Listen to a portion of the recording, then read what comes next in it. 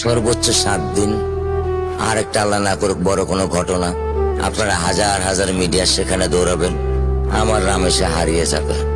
তার 15 দিন পরে বা 1 মাস পরে বা 5 মাস পরে আইনের ফাঁক ফোকর দিয়ে কোনো না কোনো ভাবে উনি জামিনে বের হয়ে আসবে। এটাই তো আমাদের সমাজের চরিত্র। কত কোটি আইন করবেন, কত বড় আইনের বই বানাবেন, যদি আইনের প্রয়োগ না করতে পারেন। ওর জীবনে এমন কোনো চাওয়া নাই যেটা আমি পূরণ করি নাই।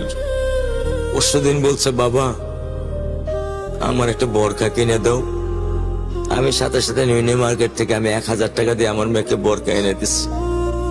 আমি দরিদ্র, ভাঙা বাসায় থাকি, কিন্তু আমার সন্তানদেরকে আমি কখনোই দারিদ্রতার স্বাদ পেতে দেইনি।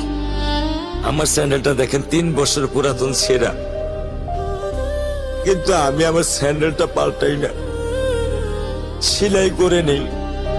কিন্তু আমার বাচ্চাদেরকে আমি কষ্ট পেতে দেই না। শুধু একবার বলছে, বাবা লেচে খাবো, আমি 1 মিনিটও দেরি করিনি, 1 মিনিটও আমি দেরি করিনি। ও আমার একটা হৃৎপিণ্ড।